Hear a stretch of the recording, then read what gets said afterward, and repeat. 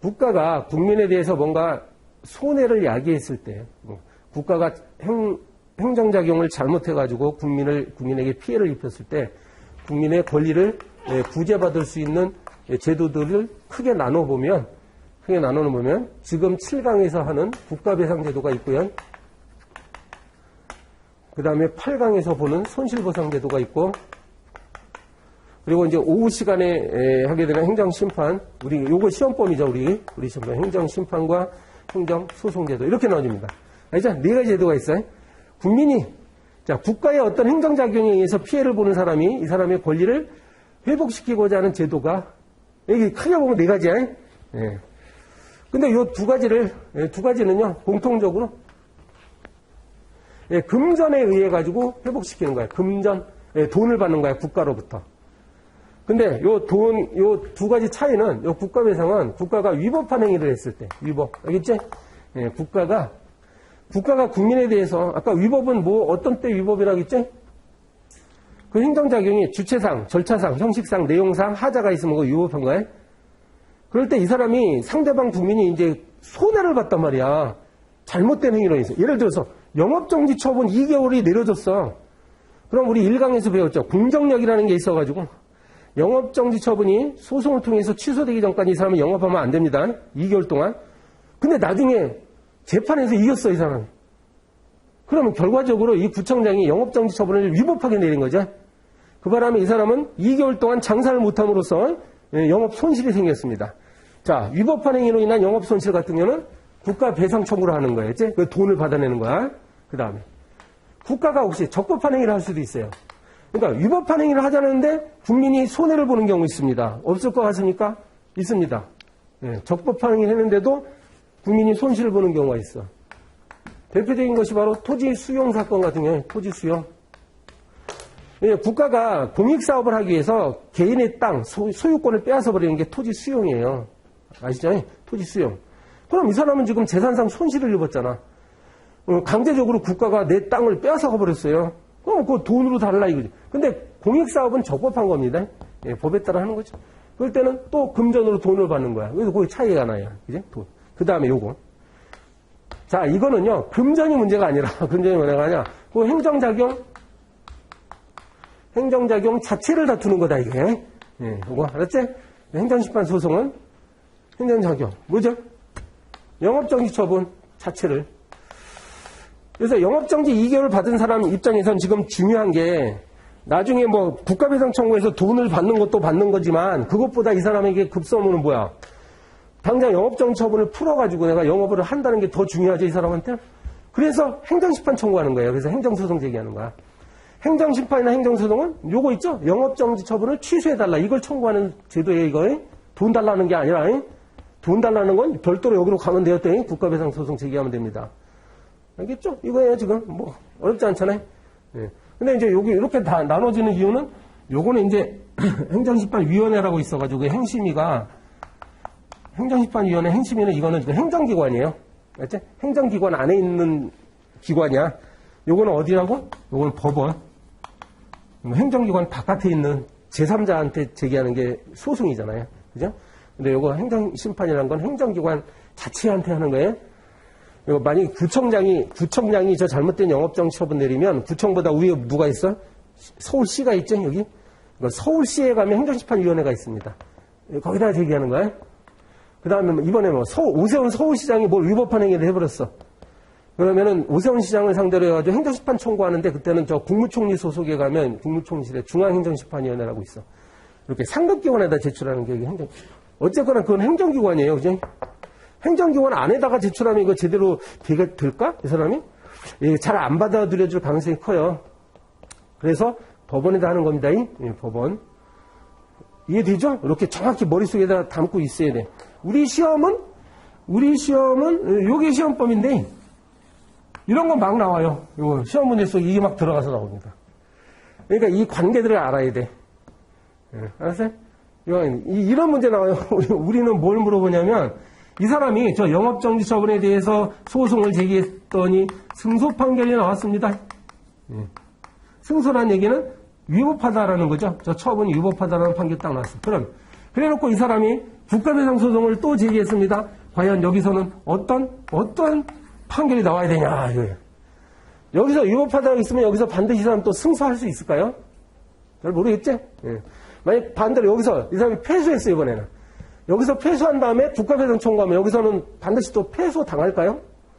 잘 모르겠죠? 실제로 잘 몰라요. 이건 사안에 따라 다른 거예요. 그래서 그러한 내용을 좀 약간 복잡하지만 그걸 배우는 과목이 행정쟁서법입니다.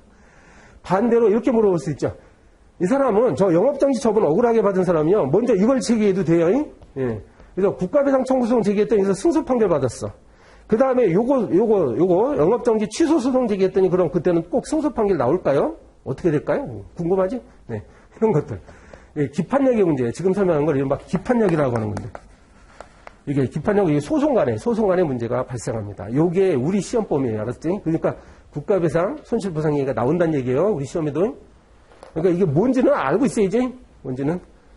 그래서 여기다가 제가 자, 손해배상 이게 헌법 29조에 이런 내용이 있고요. 공무원이 한번 읽어봐요. 헌법에 공무원이 직무상 불법행위 이루어져 영업정지 처분을 불법적으로 했어. 영업정지 처분. 그 바람에 그 영업주가 손해를 받았어요. 그럼 그 영업주는 국가에 대해 이게 막 구청장이 했으면 구청장이 있으면 이거 구죠. 종로구에다가 배상 청구할 수 있는 거야. 이게 국가배상되죠.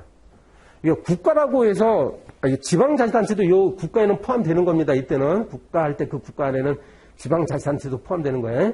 공공단체. 그렇죠? 그래서 국가배상법 2조에 이렇게 돼 있다고 뭐 비슷한 내용이에요. 헌법 내용하고 똑같아요. 이때는 좀 자세히 돼 있죠. 요건이 제가 나눠드린 그 자료에는 요건이 이런 요건을 자세하게 나눠드렸는데 지금 강의 시간은 안 하겠습니다, 여러분. 요건이 뭐다만 알면 돼, 여러분. 자, 국가배상법 2조 사건에서의 요건은 자 공무원이 했어야 돼요. 공무원. 그게 공무원이 한 행위에 돼요. 그리고 이 공무원은요, 보세요. 공모를 위탁받은 사인이라고 돼 있죠. 이걸 이른바 공무수탁 사인이라고 하는데 반드시 공무원이 하지 않아도 돼요. 내가 만약에 이 박희준이가 이번에 구청장으로부터 뭔가 공무를 위탁받아가지고 내가 대신 구청장 대신 일을 처리할 때 그때는 나도 공무원이 되는 거야. 그러니까 내가 만약에 불법적인 행위를 해서 누군가에게 피해를 주죠. 그 사람은 국가배상 청구할 수 있습니다. 내가 공무원이 아니더라도. 이게 공무수탁 사인이야. 그 다음에 직무를 집행해야죠, 당연히. 근데 직무라는 것이 여기에 꼭 공무원이 정식으로 갖고 있는 직무뿐만 아니라 직무를 수행하다가 부수적으로 따라가는 일들도 많아. 공무원이 만약에 영업 허가권을 행사하는 공무원이 있다고 하면 꼭 여기서 말하는 직무는 영업 허가 업무만이 아니라 영업을 하는 과정에서 주변에서 뭔가 뭐 서류를 작성하고 하는 일이 있을 거란 말이야. 그것도 다 직무예요. 알지? 이제 넓게 봅니다. 고의 또는 과실은 알죠? 고의라는 것은 어떤 결과가 발생하려는 것을 인식한 상태에서도 의도적으로 하는 게 고의야. 알면서도 하는 거. 과실은 모르는 상태에서 하는 건데 당연히 알아야 될 걸 몰랐다는데 책임을 지는 거예요. 주의를 기울였더라면 알 수 있었는데 얘가 태만히 해가지고 알지 못한 거 과실입니다. 공무원들은 과실을 범해서 국민에게 피해를 주면 그것도 잘못이야. 자, 어딨죠? 그 다음에 법령을 위반하여. 여기서 우리 시험과 관련해서 제일 중요한 게 이거야. 법령을 위반하여. 이게 두 줄로 나눠지는데 여기 합하면 법령을 위반하여. 자, 그러니까 공무원들이 직무를 수행하면서 고의 또는 과실로 법을 위반했을 때 이거예요. 이게 위법이죠. 이거 알아두셔야 돼. 그래서 여기에 이게 위법이 나오죠. 국가배상법에도 지금 위법이 나옵니다. 위법이 나옵니다. 우리가 이제 이 사람이 만약에 이거 행정소송을 제기합니다. 자, 영업정지처분을 받은 사람이 행정법원에다가 소송을 제기할 때 이 사람이 주장하는 건 뭐죠, 지금? 이 사람이 주장하는 거? 왜 소송 제기하는 거? 판사님, 이 영업정지처분이 위법합니다. 저 구청장이 나한테 지금 위법한 영업정지처분을 했으므로 이걸 취소해주세요. 이렇게 청구하는 거죠. 자, 여기 위법 나왔지? 여기도 위법 나왔지? 근데 저거는 행정법에서 말하는 위법이고, 이거는 뭐야? 국가배상법에서 말하는 위법이에요. 그래서 나중에 아주 자세히 공부할 것이 이거예요. 이 위법의 개념과 저 위법의 개념과의 관계가 또 문제가 됩니다. 알지? 그래서 아까 여기서 이 국가배상소송에서 승소했으면 위법하다라는 건데 그러면 행정소송에서도 위법하는 판결이 나올까? 이게 궁금해지는 거야. 이게. 근데 이 두 개념이 과연 같은가가 문제됩니다. 이게 동일한 개념이에요? 제가? 위법. 이 시간에는 설명할 겨를이 없습니다. 저 두 개념이 막 과연 같은 건지, 다른 건지, 다를 수도 있어요. 저게. 같은 위법인데, 그런 거 공부합니다. 그 다음에 계속 보면, 자, 여기서 누가 배상한다고 돼 있어요? 자, 공무원이 배상하는 게 아니라, 그죠? 누가 배상한다고 나와요? 국가나 지방자치단체는 이렇게 돼 있지. 그 행위라는 공무원이 아니라. 이게 마치 민법에서 여러분 나중에 배우게 될 사용자 책임하고 구조가 똑같아요. 사용자 책임이 뭐야?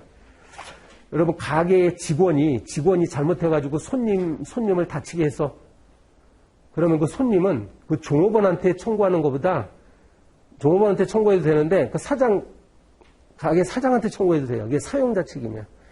마치 공무원은 근로자 마찬가지인데 국가에 고용돼 있죠. 그런데 이제 이 피해자인 국민이 그 공무원한테 해도 되지만 돈이 더 많은 국가나 지자체한테 직접 배상 청구하는 거야. 이게 사용자 책임하고 구조가 똑같죠. 이게 국가배상제도입니다. 이게 국가배상법 2조였고, 자, 국가배상법 5조가 또 있습니다. 이건 넘어가고요. 왜 5조가 없지? 제가 여기 화면에는 지금 5조가 없죠. 여러분에게 여기 있다. 네, 자, 아까 그건 2조였고요. 요건 5조인데 공공시설물 이야기가 나옵니다. 이제 국가나 지자체가 관리를 해야 될 어떤 공공시설물들이 있어.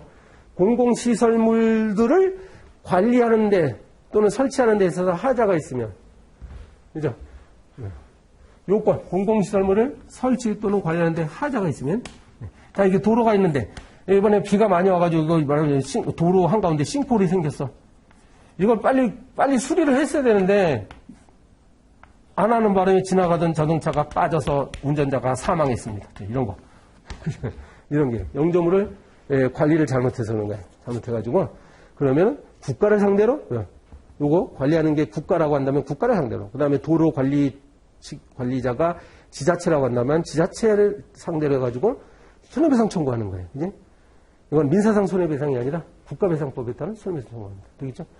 그래서 여기서 그 개념만 아면 돼요. 여러분 이게 실제로 행정법에서는 이거 관리상의 하자가 있는지 없는지 이건 애매한 거야. 과연 이게 실제 이런 사건이 벌어지면 소송까지 가요. 치열하게 다투게 돼 있어. 이게 싱크홀이 언제 생겼으며 과연 이게 바로 발견을 해가지고 이게 구청에서 바로 이 싱크홀 생기는 걸 발견을 해가지고 바로 이게 수리가 가능했는지 이런 것까지 다 따집니다. 어떻게 싱크홀 생길 때마다 바로 그냥 달려가가지고 마징가제트처럼 달려가지고 고치냐. 그죠? 운전자가 조심해서 다녀야 될 거 아니야. 이런 논리도 있을 수 있죠. 운전하는 사람이 조심해야지. 그죠? 이런 거야. 그래서 우리 시험은 행정재산소법은 과연 이런 사건에서 이게 누가 잘못했느냐를 시시비비를 가리는 시험이 아닙니다. 우리는 절차법이기 때문에 이게 어떤 식으로 재판이 진행되는지 그것만 배우는 거예요. 근데 이제 국가배상법 자체를 시험 문제로 직접적으로 물어보진 않아요. 어떻게 한다고? 행정소송하고 이렇게 연결시켜가지고 된다고. 이 사람이 여기서 사망한 사람이 유족이겠죠. 유족이 이제 승소했어. 이 사건은 행정사건으로 가지도 않겠다. 행정소송으로. 어쨌거나 이 국가배상제도가 이렇게 있다라는 걸 알고 계시면 되겠습니다. 우리 시험에는 요 5조보다 2조가 문제가 될 거예요. 2조가. 그죠? 나머지 부분은 여기 배부해드린 자료로 한번 시간이 나시면 읽어보면 되시고. 이런 거는, 그러니까, 우리 몇 년 전에 나오긴 나왔어. 공인노무사 시험에 공무원이 뭘 잘못해가지고 국가배상 책임이 발생한 사건이 있긴 있어서. 근데 우리 시험은 과연 이 국가배상 책임이 성립이 되느냐 이걸 물어보지는 않아요. 알겠지? 이해되죠? 국가배상제도가 있다고. 2조, 국가배상법 2조와 5조가 있고, 요것이 어떻게 행정소송과의 관계 알겠어요? 그러니까 이 피해를 당한 사람은 국가를 상대로 국가배상 청구 소송 해도 되고요. 그 다음에 또 행정심판이나 행정소송 제기해도 됩니다. 근데 우리 시험은 행정심판이나 행정소송인데, 시험 문제에 살짝 양념으로 집어넣는 게 국가배상, 이 사람이 국가배상도 청구했습니다. 이런 거 나와. 그래 놓고, 요 한쪽에서 뭔가 승소 판결 받았는데 요 행정소송은 어떻게 됩니까? 이런 거 물어본다고. 그러니까 어떤 제도인지만 알고 있으면 돼요.